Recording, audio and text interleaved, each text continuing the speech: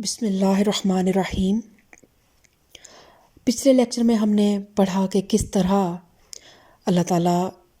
عرب کے ان جاہل لوگوں کے متعلق بتا رہا ہے کہ کس طرح شیاطین جن و انس نے اور ان کے ان خود تراشیدہ معبودوں نے ان کے دین کو کس طرح ان پہ مشتبہ بنا دیا ہے اور کس طرح ان کو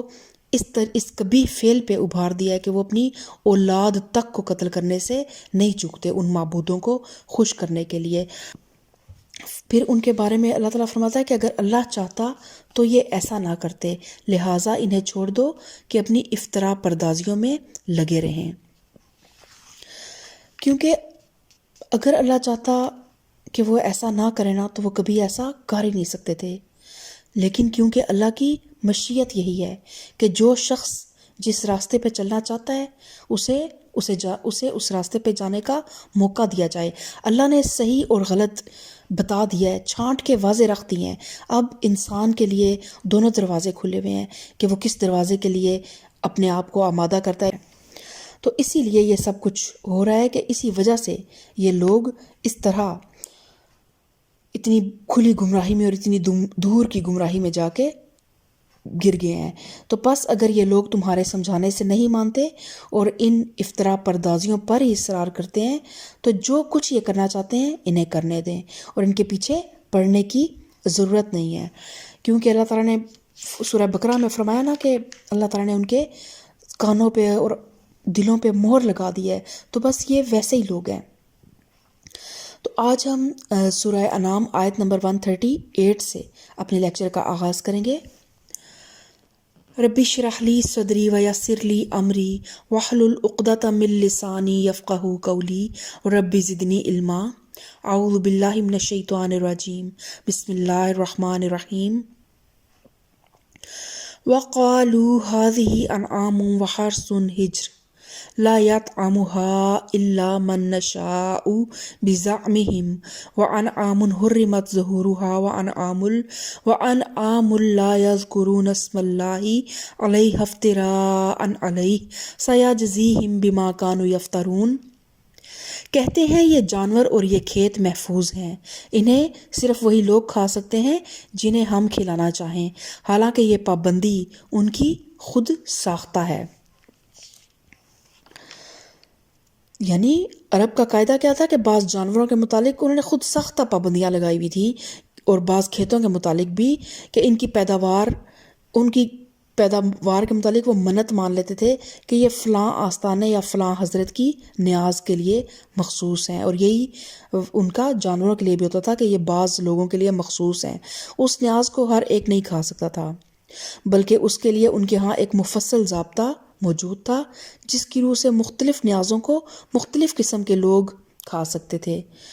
اللہ تعالیٰ ان کے اس فعل کو نہ صرف مشرکانہ فعل میں شمار کرتا ہے بلکہ اس پہلو پر بھی تنبیہ فرماتا ہے کہ یہ ضابطہ ان کا خود ساختہ ہے، یعنی جس خدا کے رزق سے وہ یہ منتیں اور نیازیں مانتے ہیں، اس نے نہ ان منتوں اور نیازوں کو حکم دیا ہے اور نہ ان کے کھانے کے متعلق یہ پابندیاں عائد کی ہیں۔ یہ سب کچھ انہوں نے خود اپنے آپ سے تصنیف کر لیا ہے۔ پھر اللہ تعالیٰ فرماتا ہے کہ حالانکہ یہ پابندی ان کی خود ساختہ ہے، پھر کچھ جانور ہیں جن پر سواری اور بار برداری حرام کر دی گئی ہے، اور کچھ جانور ہیں جن پر اللہ کا نام نہیں لیتے، اور یہ سب کچھ انہوں نے اللہ پر افترا کیا ہے۔ ان قریب اللہ انہیں ان افترا پردازیوں کا بدلہ دے گا۔ تو کن جانوروں پر وہ اللہ کا نام نہیں لیتے تھے؟ اس کے پیچھے یہ روایات سے معلوم ہوتا ہے کہ اہل عرب کے ہاں بعض مخصوص منتوں اور نظروں کے جانور ایسے ہوتے تھے جن پر خدا کا نام لینا جائز نہیں سمجھا جاتا تھا۔ ان پر سوار ہو کر حج کرنا ممنوع تھا، کیونکہ حج کے لیے لبیک اللہم لبیک کہنا پڑتا تھا۔ اس طرح ان کا دودھ دوہتے وقت یا ان پر سوار ہونے کی حالت میں یا ان کو ذبح کرتے ہوئے یا ان کو کھاتے وقت اہتمام کیا جاتا تھا کہ خدا کا نام زبان پر نہ آئے۔ اور پھر اللہ تعالیٰ فرماتا ہے کہ یہ ان کی افطرا پردازیاں ہیں، یعنی یہ قاعدے اللہ کے مقرر کیے ہوئے نہیں ہیں، مگر وہ ان کی پابندی یہی سمجھتے ہوئے کر رہے ہیں کہ انہیں خدا نے مقرر کیا ہے، اور ایسا سمجھنے کے لیے ان کے پاس خدا کے کسی حکم کی کوئی سند نہیں ہے، بلکہ صرف کون سی سند ہے ان کے پاس کہ یہی سب کچھ ہمارے باپ دادا کے زمانے سے ہوتا چلا آ رہا ہے، یعنی دین کیا ہے ان کے نزدیک؟ باپ دادا کے رسوم و رواج۔ وَقَالُوا مَا فِي بُطُونِ هَٰذِهِ الْأَنْعَامِ خَالِصَةٌ لِّذُكُورِنَا وَمُحَرَّمٌ عَلَىٰ أَزْوَاجِنَا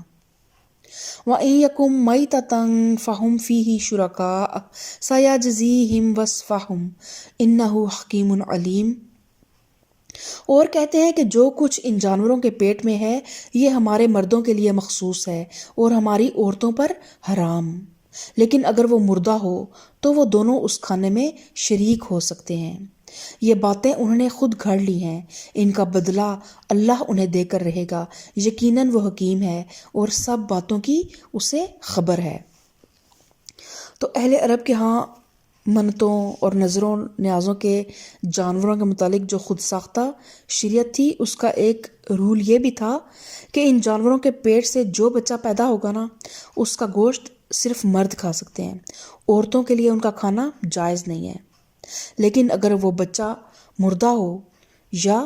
مر جائے پیدا ہو کے، تو پھر اس کا گوشت کھانے میں مرد اور عورت سب شریک ہو سکتے ہیں۔ یعنی یہاں سے یہ بھی پتہ چلتا ہے کہ وہ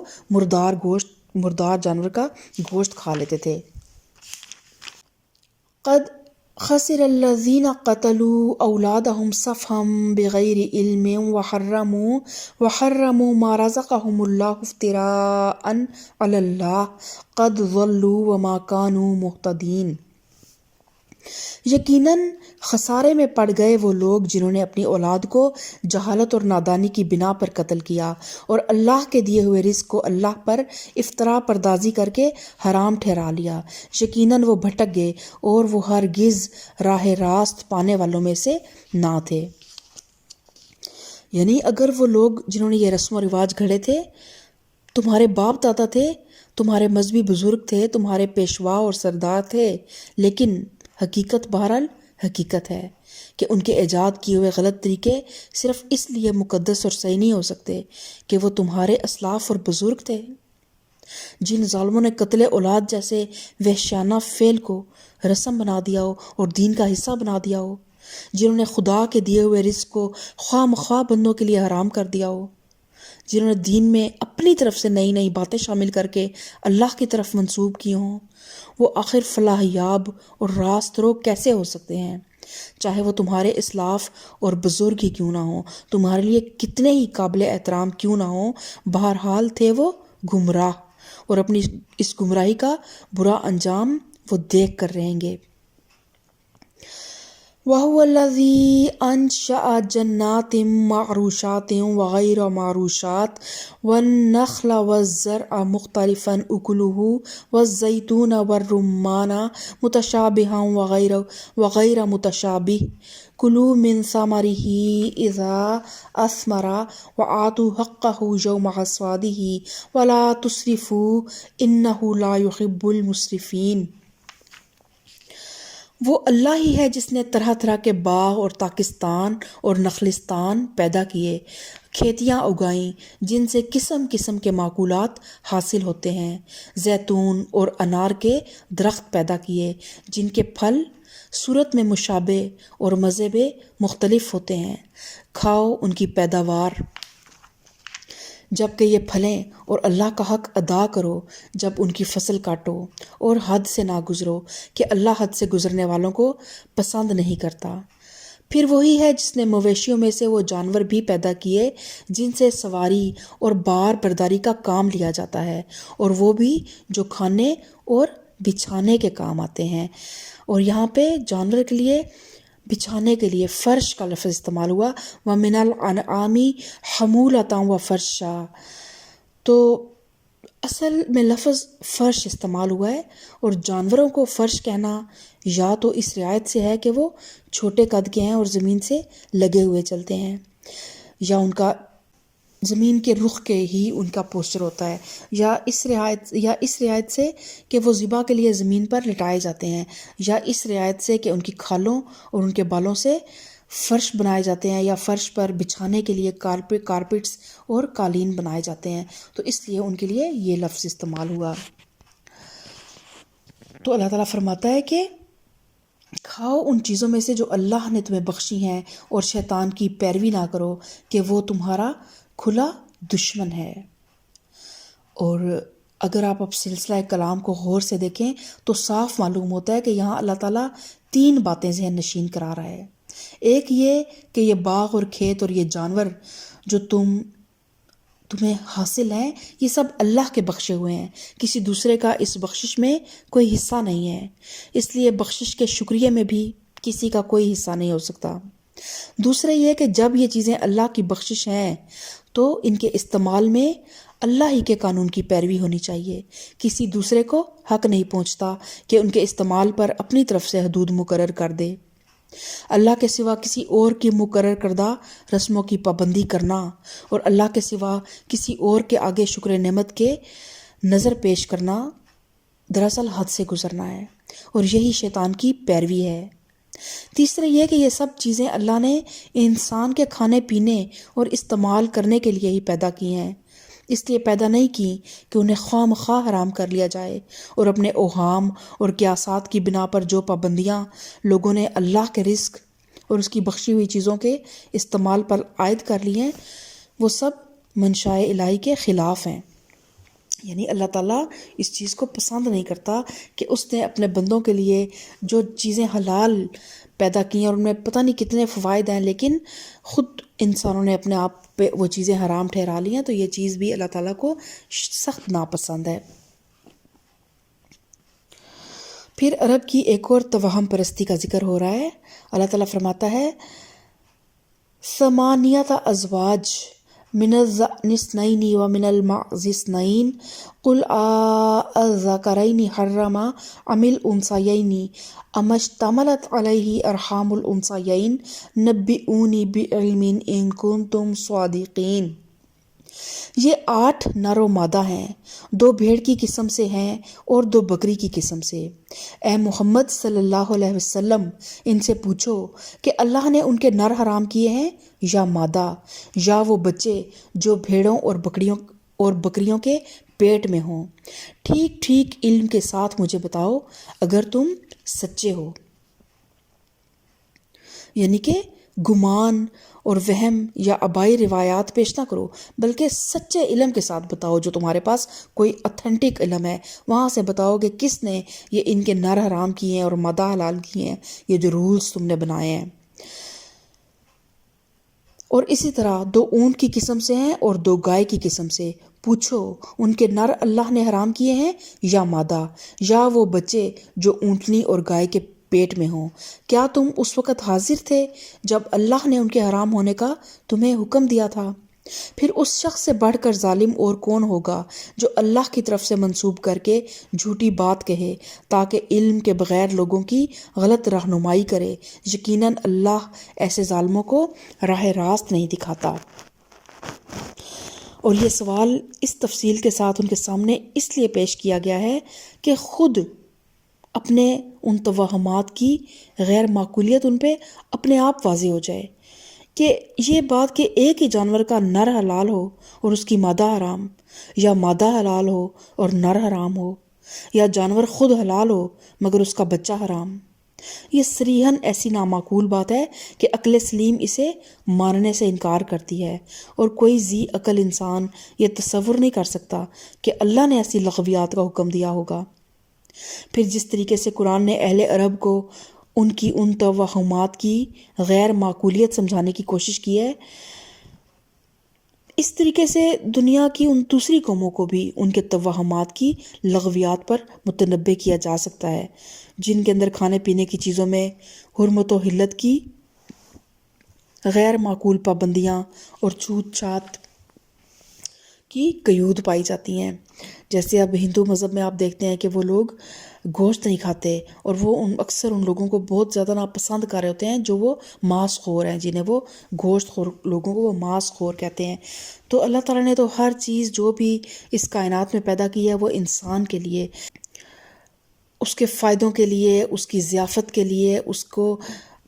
اس دنیا میں انٹرٹین کرنے کے لیے اللہ تعالیٰ نے یہ تمام پھل، یہ سبزیاں، یہ جانور جن کے گوشت، ہر جانور کے گوشت کا ذائقہ دوسرے جانور سے مختلف ہے، ہر پھل کا ذائقہ دوسرے پھل سے مختلف ہے، تو کیوں اللہ تعالیٰ کی ان نعمتوں کو انسان خود سے اپنے اوپر حرام ٹھہرا لے؟ اور آج اب اپنی ہم نوجوان نسل کو دیکھتے ہیں تو آپ دیکھیں کہ کتنی چیزیں ہیں جو وہ لوگ نہیں کھاتے۔ دودھ ہے تو وہ دودھ نہیں پیتے کہ فیٹس ہیں، اور اپنے پاس سے انہوں نے اپنے جو جنکس ہیں اور وہ چیزیں جو مضر صحت ہیں وہ کھا لیں گے۔ چاکلیٹس ہیوی سے ہیوی کھا لیں گے، اتنی زیادہ جس میں کیلریز ہیں اور اتنا زیادہ جس میں سویٹ ہے، شوگر ہے، وہ کھا لیں گے۔ لیکن جو اللہ کی پیدا کردہ ایک خوبصورت چیز ہے جس کی نہریں جنت میں موجود ہیں، اس چیز کو وہ نوجوان نسل نہیں کھاتی۔ اور اسی طرح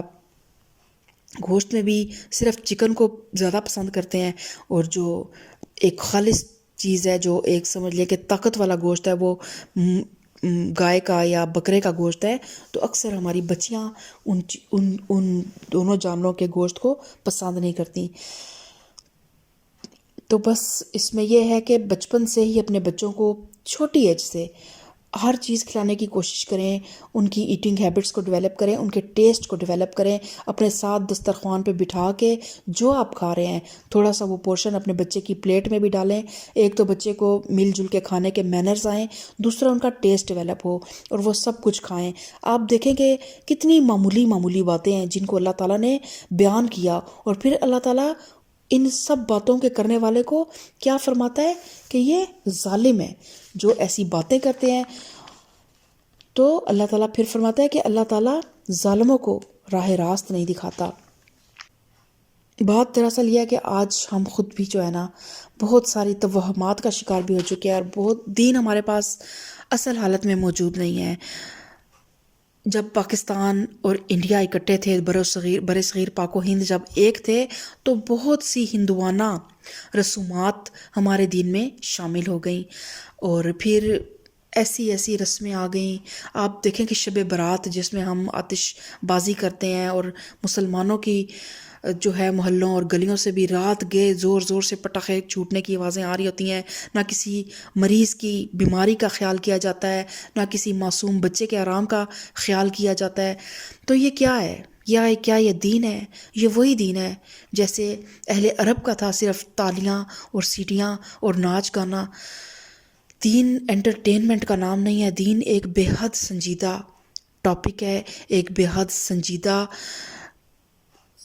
حصہ ہے ہماری زندگی کا، اور اس کو انتہائی سنجیدگی سے لیں اور انتہائی سنجیدگی کے ساتھ اس پہ عمل کرنے کی کوشش کریں، اور کوشش کریں کہ جو بھی دین آپ حاصل کریں پہلے تو کوشش کریں کہ آپ دین کو حاصل کریں۔ یہ نہیں کہ جو باپ دادا سے سیکھا اسی کو آپ بھی فالو کرنے لگ پڑیں اور کبھی تحقیق کرنے کی کوشش نہ کریں۔ ایک چھوٹا سا کویشچن ہے کہ جب ہمارے باپ دادا وہ تو مکمل، ہمارے جو پہلی خواتین تھیں وہ مکمل لباس پہنتی تھیں، سر پہ دوپٹہ اوڑھا کرتی تھیں، گھروں سے باہر وہ نہیں نکلتی تھیں، گھر سے باہر جاتی تھیں تو بڑی چادر کر کے جاتی تھیں، یا غیر محرموں سے وہ کھلا دوستیاں اور گپے نہیں مارتی تھیں۔ جب ہم وہ ساری چیزیں اپناتے ہوئے ہمیں لگتا ہے کہ وہ آکورڈ چیزیں ہیں، وہ طریقہ چینج ہو چکا ہے، ان چیزوں کو لیتے ہوئے جب ہم ہچکچاتے ہیں تو دین کے بارے میں ہم اتنے آزاد اور اتنے لینینٹ اور اتنے کیا آپ کہہ سکتے ہیں چل کیوں ہیں کہ جو ہمیں ملا ہے باپ دادا کو کرتے ہوئے ہم دیکھتے ہیں بس ہم وہی کرنے لگ پڑتے ہیں، ہمیں پتہ ہی نہیں ہے کہ وہ ایتھنٹک بھی ہے یا نہیں، وہ قرآن اور سنت سے ثابت بھی ہے یا نہیں۔ تو سب سے پہلے کوشش کریں کہ دین کو سیکھیں اور اوتھینٹک ذرائع سے سیکھیں، اور پھر اس پہ عمل کریں اور سنجیدگی کے ساتھ عمل کرنے کی کوشش کریں، بہت تھوڑا کریں لیکن دین کو مذاق نہ بنائیں، اللہ کی آیتوں کا مذاق نہ بنائیں، اور خام خواہ کی رسومات کو دین کا حصہ نہ بنائیں۔ اور کوئی بھی موقع ہے، چاہے وہ کوئی دنیاوی معاملات ہیں ہمارے شادی کے، بیاہ کے، عقیقے کے، تو ان کو آسان بنائیں اور خام خواہ رسومات بڑھا بڑھا کے لوگوں کی زندگیاں بھی اجیرن نہ کریں، اپنے مال کو بھی ضائع نہ کریں اور اسراف کا شکار نہ ہوں اور اللہ تعالیٰ کی ناراضگی کو مول نہ لیں۔ تو اللہ تعالیٰ ہم سب کو صحیح دین حاصل کرنے کی اور اس پہ عمل کرنے کی توفیق عطا فرمائے۔ اللہ تعالیٰ ہم سب کو صراط مستقیم پہ چلنے کی توفیق عطا فرمائے۔ آمین ثم آمین۔ سبحان ربک رب العزت عما یصفون وسلام علی المرسلین والحمد للہ رب العالمین۔